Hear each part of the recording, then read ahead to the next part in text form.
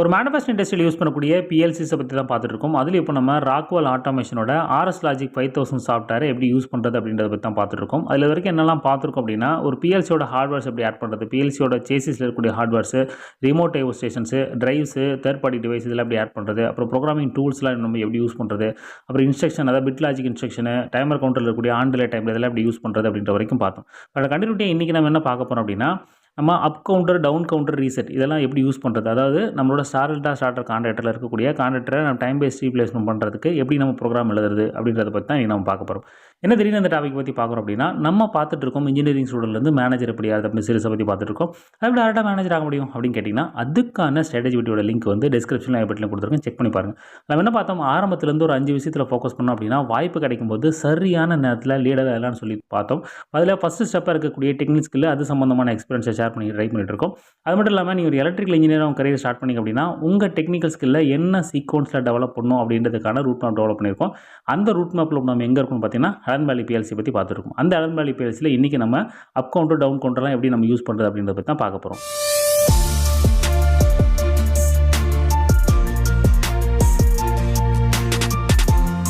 Okay, அடுத்து நம்ம timer and கவுண்டரில் சிடியூ பற்றி பார்க்க போகிறோம். சிடியூ அப்படின்றது கவுண்ட் அப் அப்படின்னு அர்த்தம். இது என்ன பண்ணுன்னா, ஏதோ ஒரு பிட்டு வந்து ஆன் ஆஃப் ஆகுதுன்னா எத்தனை டைம் ஆன் ஆஃப் ஆகுது அப்படின்றத கவுண்ட் பண்ணிட்டு போயிட்டே இருக்கும். 1 2 3 4 5 6ன்னு சொல்லி கவுண்ட் பண்ணிட்டே போயிருக்கும். எது வரைக்கும் கவுண்ட் பண்ணிட்டு போவோம் அப்படின்னா, நம்ம ஒரு செட் வேல்யூ கொடுப்போம். ஸோ அந்த செட் வேல்யூ வரைக்கும் கவுண்ட் பண்ணிகிட்டே இருக்கும். அந்த செட் வேல்யூ தாண்டி போச்சு அப்படின்னா அது ஒரு அவுட்புட் ஆன் பண்ணும், டன் பிட் ஆன் பண்ணும். இப்படி நம்ம டைமரில் பண்ணோம்லங்க, நம்ம ஒரு டைமை செட் பண்ணோம், அது வந்து அந்த டைமை ரீச் ஆனதுக்கப்புறம் நமக்கு டன் பிட்னு சொல்லி பிட்டை கொடுத்தது. அதை வச்சு நம்ம ஒரு லாஜிக்கலி நம்ம யூஸ் பண்ணிட்டு இருக்கோம். அதே மாதிரி தான் இங்கே அப் கவுண்டர் வந்து கவுண்ட் பண்ணி நமக்கு அவுட்புட் கொடுக்கும். நம்ம டைமரில் டைம் வச்சு அவுட்புட் கொடுக்கும், இங்கே வந்து கவுண்ட் பண்ணி நமக்கு அவுட்புட் கொடுக்கும். ஓகே, இது எப்படி யூஸ் பண்ணுறது, இது என்ன அப்ளிகேஷனுக்காக யூஸ் பண்ணுறது அப்படின்னு பார்த்தீங்கன்னா, இப்போ நம்ம ஸ்டார்டர் எடுத்துக்கங்க. இந்த ஸ்டார்டரில் அந்த கான்டாக்டரோட ஆன் ஆஃப் ஆகக்கூடிய ஃப்ரீக்வன்சி வந்து ரொம்ப அதிகம். ஸோ இது ஆன் ஆஃப் ஆகிக்கிட்டே இருந்தது அப்படின்னா ஒரு கட்டத்தில் ஃபெயிலியர் ஆயிரும். ஸோ ஃபெயிலியர் ஆகிறதுக்கு முன்னாடி அந்த கான்டாக்டர்னு சொல்லி ஒரு லைஃப் கொடுத்துருப்பாங்க. 1,00,000 டைம் வந்து அதை ஆன் ஆஃப் பண்ணிக்கலாம், ஒரு 50,000 வரைக்கும் நம்ம ஆன் ஆஃப் பண்ணிக்கலாம்னு சொல்லி ஒரு லைஃப் கொடுத்துருப்பாங்க. அதுக்கு முன்னாடியே நம்ம ரீப்ளேஸ் பண்ணிட்டோம் அப்படின்னா பிரேக் டவுன் வராமல் நம்ம அவாய்ட் பண்ணிடலாம். ஸோ இதை வந்து டைம் பேஸ்ட் ரீப்ளேஸ்மெண்ட் சொல்லுவாங்க. அந்த டைம் பேஸ்ட் ரீப்ளேஸ்மெண்ட்டுக்கு இந்த கான்ட்ராக்டர் ஆன் ஆஃப் ஆகிறத நம்ம மேனுவலாக கவுண்ட் பண்ண முடியாது. இந்த கண்டிஷனில் இந்த இன்ஸ்ட்ரக்ஷனை வச்சு போட்டோம் அப்படின்னா நமக்கு வந்து ஒரு அலாரமோ இல்லை ஒரு இண்டிகேஷன் லேம்போ இதாக வச்சு கொடுத்துச்சு அப்படின்னா நம்ம வந்து கான்ட்ராக்டரை ரீப்ளேஸ் பண்ணிக்கலாம், பிரேக் டவுன் வராமல் நம்ம அவாய்ட் பண்ணிடலாம். ஓகே, அதுக்கு எப்படி நம்ம அந்த லாஜிக் எழுதுறது அப்படின்றத பார்க்கலாம். ஸோ நம்ம என்ன பண்ணலாம்னா, இப்போ ஸ்டார் கான்ட்ராக்டர் மட்டும் நான் போட்டு காட்டுறேன், எக்ஸாம்பிளுக்காக போட்டு காட்டுறேன். ஸோ இது பக்கத்துலேயே நம்ம ஒரு ரங்கு ஆட் பண்ணிக்கலாம். ஓகே, இப்போ நான் ரங்கு ஆட் பண்ணிட்டேன். ரங்கு ஆட் பண்ணிட்டு ஃபஸ்ட்டு என்ன பர்பஸ்க்காக நம்ம கவுண்ட் பண்ணணும் அப்படின்றத எழுதிக்கலாம். இப்போ பிட்டுக்குள்ளே போயிட்டு ஒரு என்ஓ போட்டுங்க. என்ஓ போட்டுட்டு இப்போ இந்த ஸ்டார் கான்ட்ராக்டர் ஆன் தான் நம்ம எழுத போகிறோம். கரெக்டாக ஸ்டார் கான்ட்ராக்டர் ஆன் எடுத்தாச்சு.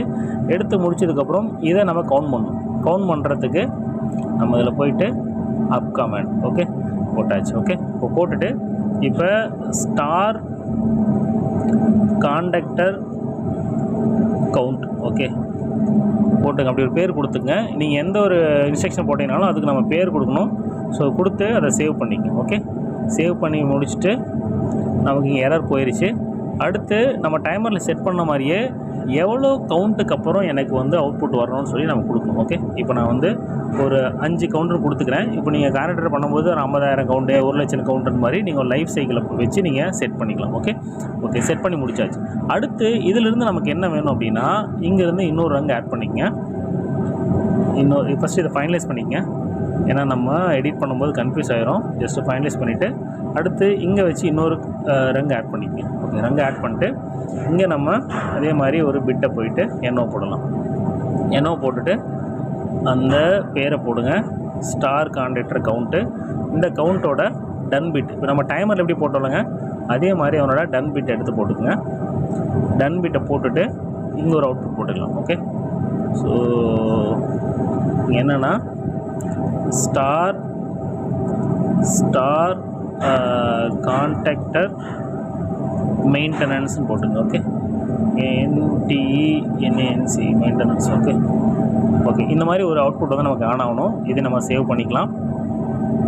சேவ் பண்ணிவிட்டு க்ரியேட் கொடுத்துக்குங்க. ஓகே, இப்போ நமக்கு சேவ் ஆயிடுச்சு. நான் ஆன் பண்ணி காட்டுறேன். ஓகே, இப்போ 5 கவுண்ட் வந்துருச்சு.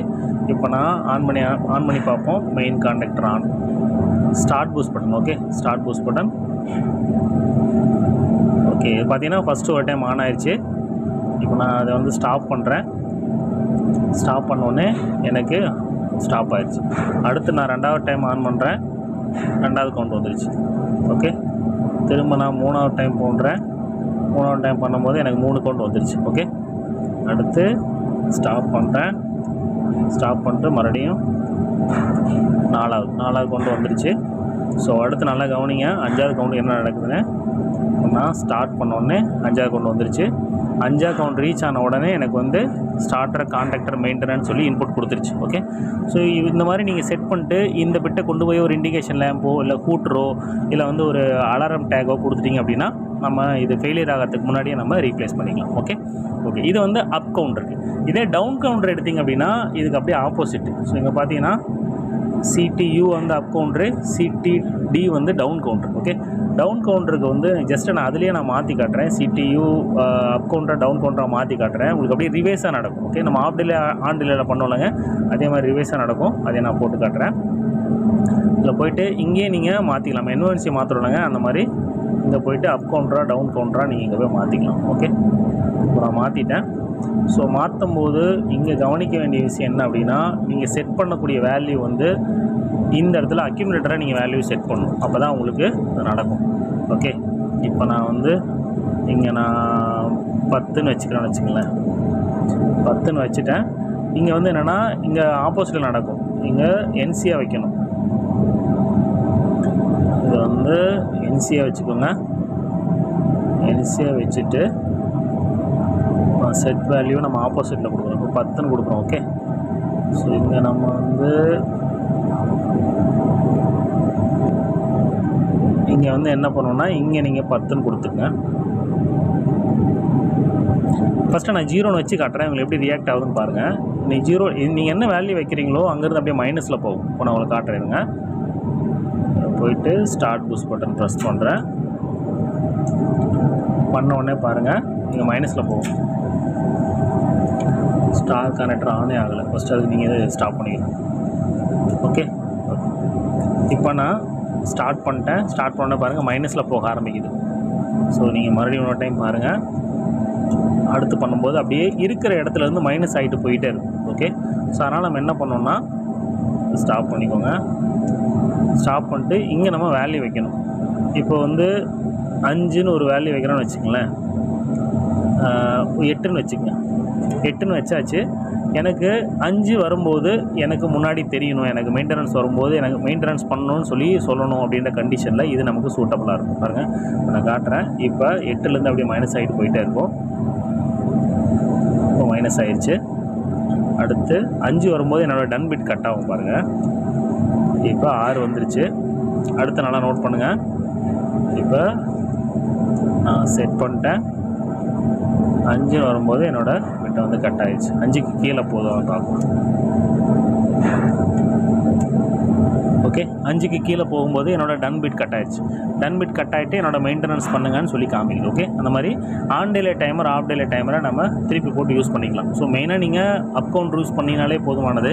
ஸோ ஜஸ்ட்டு இது எப்படி யூஸ் பண்ணுறது அப்படின்றத பார்த்துக்கங்க. ஸோ உங்களோட விருப்பத்துக்கு தகுந்த மாதிரி அப் கவுண்டரா டவுன் கவுண்டரா அப்படின்றத நீங்கள் பார்த்து யூஸ் பண்ணிக்கலாம். ஓகே, ஸோ அடுத்தது இங்கே என்ன இருக்குன்னா ரீசெட்டு. ஸோ ரீசெட்டை பார்த்தீங்கன்னா இப்போ அப் கவுண்டரை போட்டு காட்டுறேன். அதான் உங்களுக்கு ரீசெட் புரிஞ்சுக்கிறதுக்கு ஈஸியாக இருக்கும். எடிட் பண்ணிட்டு வந்து அப் கவுண்டரே போட்டுக்கிறேன். ஓகே, அப் கவுண்டர் போட்டாச்சு. சேவ். ஓகே, அப் கவுண்டர் போட்டாச்சு. இப்போ என்னென்னா இப்போ நான் வந்து கனெக்டர் ரீப்ளேஸ் பண்ணிட்டேன். ஓகே, இப்போ நீங்கள் 5ன்னு வச்சுக்கோங்க. 5ன்னு வச்சாச்சு. அந்த கண்டிஷனை ரீச் பண்ணுவோம். இதே நான் மாற்றிடுறேன். ஓகே, முன்னாடி என்ன இருந்தோ அப் கவுண்டர் என்ன இருந்ததோ அதை நான் மாற்றிடுறேன். ஓகே, ஓகே வச்சாச்சு. இப்போ நான் ஸ்டார்ட் பண்ணுறேன். ஓகே, ஸோ கண்டிஷனை சாட்டிஸ்ஃபை பண்ணிக்கலாம். ஓகே, இப்போ எனக்கு 5ன்னு வந்துருச்சு. கான்ட்ராக்டரை மெயின்டெனன்ஸ் பண்ண சொல்லிடுச்சு. ஓகே, இப்போ நான் கான்ட்ராக்டர் மெயின்டெனன்ஸ்லாம் பண்ணிட்டேன். இப்போ இந்த கவுண்டரை நான் ரீசெட் பண்ணணும். ரீசெட் பண்ணால் தான் மறுபடியும் முதல்லேருந்து ஸ்டார்ட் ஆகும். ஏன்னா கான்ட்ராக்டர் ரீப்ளேஸ் பண்ணுறேன்ல, மறுபடியும் கவுண்டர் முதல்லேருந்து ஸ்டார்ட் ஆகும். இப்போ நம்ம இந்த கவுண்டர் ரீசெட் பண்ணுறதுக்கு நம்ம தனியாக இன்னொரு ரங்கு போடணும். ஓகே, ஸோ இப்போ நான் அங்கே போய்ட்டு மறுபடியும் நான் ரங்கு ஆட் பண்ணிக்கிறேன். ஆட் பண்ணி முடிச்சதுக்கப்புறம் ஸோ இங்கே வந்து இந்த ரீசெட் அப்படின்னு சொல்லி ஒரு பட்டனை கொடுக்கணும்.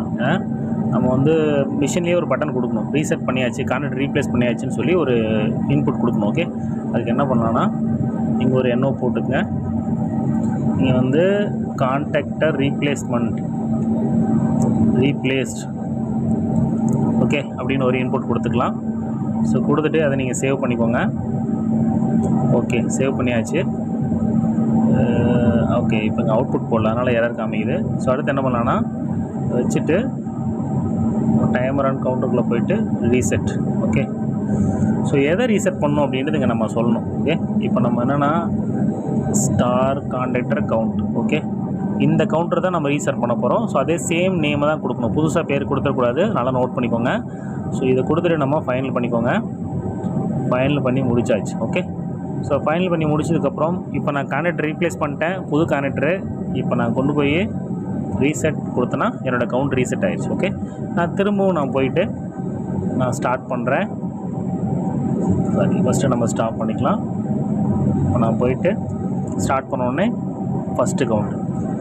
ஓகே, ரெண்டாவது கவுண்ட் ஏறிடுச்சு. அடுத்து மூணாவது கவுண்ட் ஏறிடுச்சு. அடுத்து நாலாவது,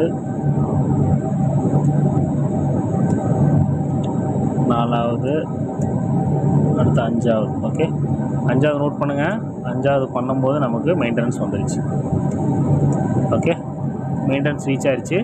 இப்போ நான் கான்ட்ராக்டர் ரீப்ளேஸ் பண்ணிட்டேன். ரீப்ளேஸ் பண்ணதுக்கப்புறம் திரும்பவும் நான் போய்ட்டு கான்ட்ராக்டர் ரீப்ளேஸ் பண்ணியாச்சுன்னு சொல்லி கொடுத்தாச்சு. கொடுத்தோன்னே எனக்கு வந்து 0 ஆயிடுச்சு. எகைன் நீங்கள் ஸ்டார்ட் பண்ணிங்கன்னா ஸ்டார்ட் ஆகும். ஓகே, இந்த மாதிரி நம்மளோட அப்ளிகேஷனுக்கு தகுந்த மாதிரி நீங்கள் போட்டுக்கலாம். நான் வந்து ஜஸ்ட்டு கான்ட்ராக்டர் ரீப்ளேஸ்மெண்ட்காக போட்டிருக்கேன்.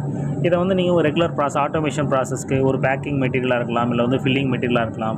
ஸோ இப்போ இத்தனை பேட்ச்க்கு அப்புறம் எனக்கு வந்து இந்த கவுண்ட் ரீசெட் ஆகணும், அந்த மாதிரி உங்களோட அப்ளிகேஷனுக்கு தகுந்த மாதிரி நீங்கள் யூஸ் பண்ணிக்கலாம். ஓகே, ஒன்ஸ் நம்ம இன்ஸ்ட்ரக்ஷன் எப்படி யூஸ் பண்ணணும்னு ஐடியா இருந்ததுன்னா நம்ம லாஜிக் தகுந்த மாதிரி எப்படி வேணாலும் நம்ம யூஸ் பண்ணிப்போம். ஓகே, இப்போ இந்த up counter, down counter, reset இதெல்லாம் எப்படி யூஸ் பண்ணுறது அப்படின்றத பற்றி ஒரு ஐடியா வந்திருக்கும். இது வரைக்கும் என்னென்ன பார்த்தோம் அப்படின்றத சம்மரைஸ் பண்ணி பார்த்துடலாம்.